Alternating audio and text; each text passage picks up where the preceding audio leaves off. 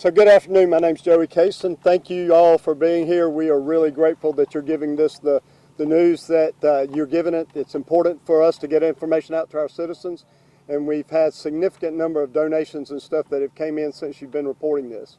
I will tell you, if you were not here this morning, the folks that were here this morning were told that this fire could shift at any point in time and it was contingent upon the wind. I will tell you, if you look over to the east, slightly north, you'll see smoke. This fire has shifted, and it's been a major movement in the fire. So we have more fire going on right now than we had this morning when we started. Also, earlier this afternoon, the governor did issue a statewide state of emergency. I'm going to read slightly from this just so you'll be able to hear what he had to say.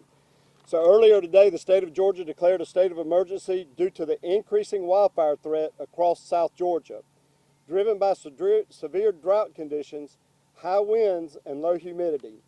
Since April 18th, more than 90 wildfires have been reported statewide, including the Highway 82 fire in Brantley County, which has burned thousands of acres and remains only partially contained. The declaration also includes statewide burn ban in affected counties and allows for additional state and federal resources to support ongoing firefighting efforts. We know that we've already received some state support, and there's more on the way, so we're extremely grateful for everything that the governor and for the state for what they're doing. I will also tell you we've had one of our centers that closed down due to the fire, and right now we have Nahunum Methodist Church and we have a Baptist church on the Waynesville Missionary Baptist Church that are both operating as places where people can make donations and also where they can get out of the fire area if they need so. I'm going to turn it over to Sheriff Davis right now, and he's going to give you some other information. Thank you. Good afternoon, Sheriff. Appreciate y'all coming out.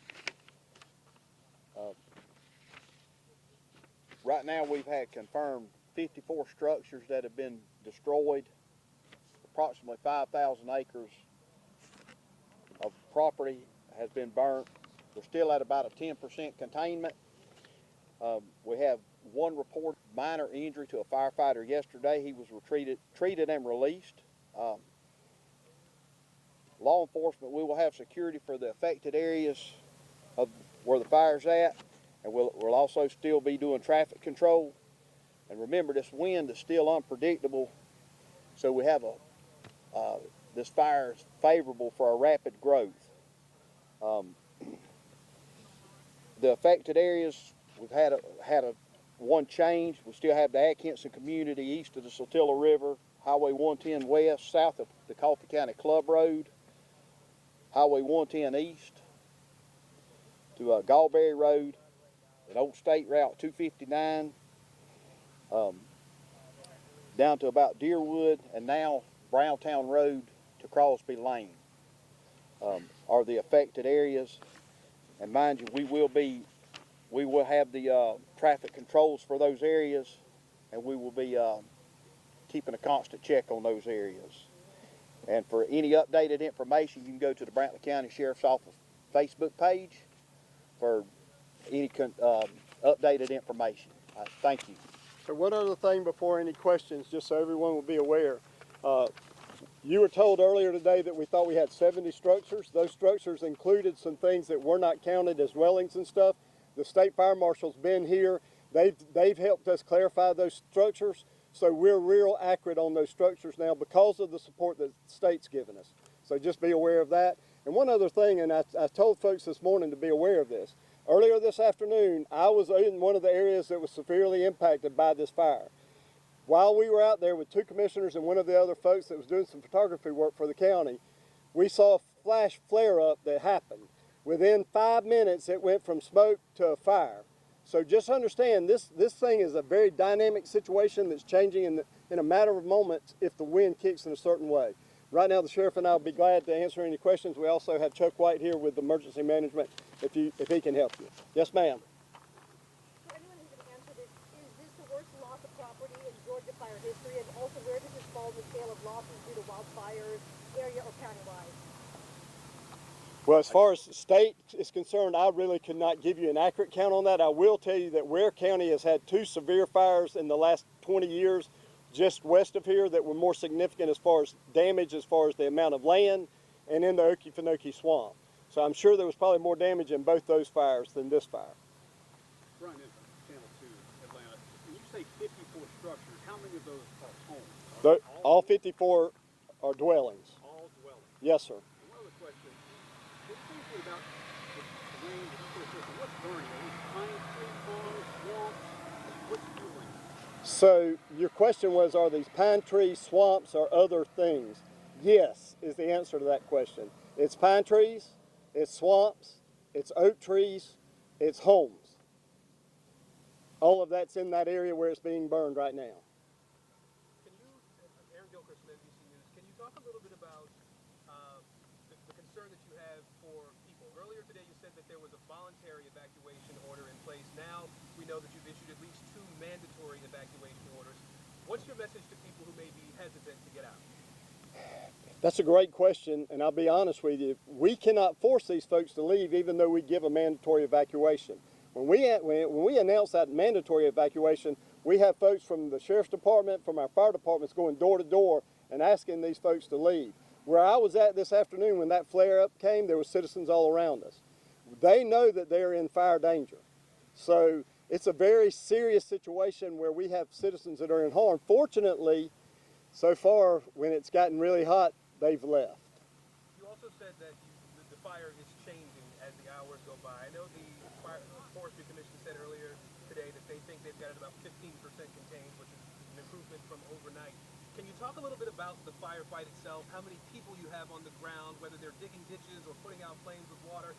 You have aircraft that are dumping water. Can you talk a little bit about exactly what's happening in your fight? I'll be glad to answer that. So just so you'll know, we've got 22 different fire departments from around South Georgia that are on site, and they're cycling in and out to the hot spots. So we've got relief over here, and as soon as they come off the scene, they're heading out. Those guys are coming back and getting rest here, and it's still a grocery. So we've got 22 stations. That's 5 from our county, and the other 17 from all over South Georgia. Some have come, even beginning to come from further north than just in South Georgia. Okay. Now, what are we doing? Right now, we've got about 15 tractors that are on the ground now. Those are from Georgia Forestry Commission. Those tractors are cutting fire breaks just as fast as they can, trying to keep that fire from spreading. I can tell you, on Monday night, we had 6 tractors basically running. This was at 11 o'clock Monday night. 6 tractors running, 6 tractors wide, and that break was busted in 30 minutes on Tuesday morning. So basically, we've got 17 tractors on all the hot spots, and they're cutting fire breaks all over the county right now, trying to slow it down and possibly contain it. The containment that we had hoped for this morning, everybody that was here this morning was told, if the wind picks up, that containment number is going to go down. That containment number has gone down, and the fire is spreading, and right now it's moving north, basically northeast. So the containment number's down. Maybe we might still be at 10%. It could be lower than that right now. Are you expecting for conditions to worsen again overnight? No, honestly, nighttime is typically in South Georgia where the wind lays down, and when the wind lays down, we're able to get a better hand on it. That's why we had a better number this morning. We anticipate that the wind may basically go lower again this evening. We also have humidity. A lot of times it picks up, and we have dew in the morning. The dew is something that will help the firefighters to begin with. As soon as the sun comes up and the dew burns off, I'm telling you, all of these areas, if you see any of the areas of burn, they're all subject to burn again because of pine needles and other items that are falling off the trees. What would you like to say to people that are staying grounded in their home and they're in a possible voluntary evacuation zone? If you get that IPAWS alert that says it's a mandatory evacuation, you need to leave immediately. You need to be, as Chuck said earlier this morning, you need to be ready, set, go. You should have your stuff ready, you should be set, and as soon as that mandatory evacuation comes out, you should leave. Hi, Biljana Garland with First Coast News. I spoke with one woman who says that she still doesn't know about the condition of her home. When can residents come back to see what shape their house is in? I can speak to that, Joey. Go ahead.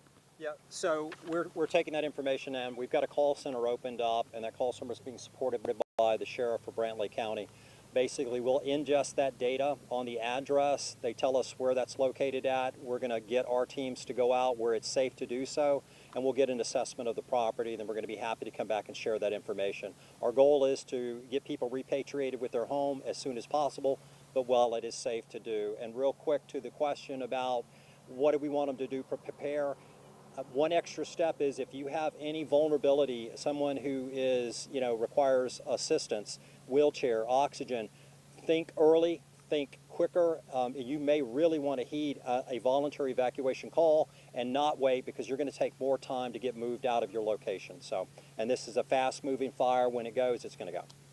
And along those lines, to just piggyback with what Chuck said, our EMS services, and we have right now 5 separate EMS services that's supporting this fire. We will go get folks, if we need to, that have health-related issues that need to be removed or gotten out before the fire gets to them. How did this fire get so out of control? Do we have enough state resources? And also, is it a miracle no one has been really seriously injured, no lives lost? So I will be very honest with you and say it's a miracle that we have not had any lives lost. There's no doubt about that. So on Monday night, I can tell you, we were about at a 700-acre situation. We had a lot of support as far as Georgia Forestry and our local fire departments on scene. We were putting out all the hot spots, and Georgia Forestry was doing everything they could to contain the fire. I will tell you that I was on scene Tuesday morning at about 9:30 at the spot where the hot spot really broke out that did all of this damage yesterday. At 9:30, there was a tractor there and it was virtually contained. At 10 o'clock, the wind picked up. At 10:30, we had 3 houses right in that area burned. So once that wind picks up, control is lost, and we don't know which way it's going. Yesterday, we had wind that was coming from the north. Then if you were where you were at this afternoon, we had wind that was coming from the north blowing it south. Then we had wind that was coming from the northeast blowing it southeast. Then we had wind coming from the east that was blowing it to the west. And so you could see all of those areas that were burned in a matter of 4 or 5 hours that we had absolutely no control of, no way to contain.